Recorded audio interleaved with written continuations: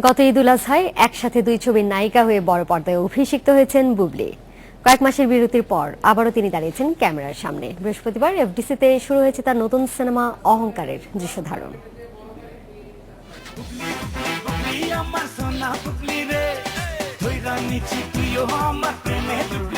শবনম বুবলি সিনেমায় কাটালেন মাত্র ৬ মাস। নায়িকা সংকটের যুগে তিনি হয়ে উঠেছেন পরিচালক প্রযোজকদের অন্যতম পছন্দ।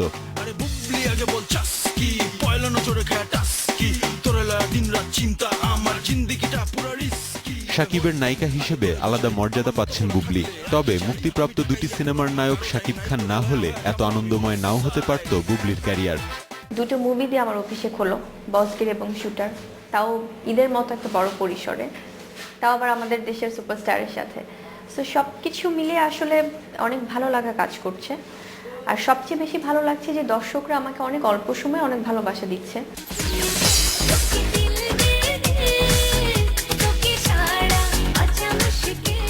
অভিনয় আর পড়াশোনা, বুবলির কাজ এ দুটি। এ যুগের নায়িকা হয়ে পরিবার ও বন্ধুদের কাছে কেমন আচরণ পেয়েছেন সেই গল্প শোনালেন এই অভিনেত্রী। যখন বললাম আম্মু আব্বুকে, আমার বোনের হাজবেন্ডরা, দুলা ভাইরা যখন শুনলেন, এত লাইটলি নিল, মানে পাত্তাই দিল না জিনিসটা। বলছে মুভি করবা, মানে তারা ভাবতেই পারে না যে আমি সিরিয়াস হতে পারি এই ব্যাপারে। দেন যখন আমি এগ্রি হলাম, নিউজগুলো হলো, সংবাদ সম্মেলন হলো, তখনও আমি আমার ফ্রেন্ডদেরকে বলিনি। পরে ওরা যখন নিউজে দেখলো, অনলাইন নিউজগুলো যাচ্ছে, নিউজ পেপারে গেল, ওরা মানে এমনও আছে, আমার কয়েকটা ফ্রেন্ড, আমার বান্ধবী কয়েকজন, ওরা আমাকে SMS করলো যে তোর কাছ থেকে এটা আশা করিনি। মানে দ্যাট ওয়াজ শকিং। আপাতত সিনেমায় অভিনয়ই তার একমাত্র মুখ্য। এ ক্যারিয়ার ঝুঁকিপূর্ণ হলেও এই চ্যালেঞ্জটি নিতে চান বুবলি।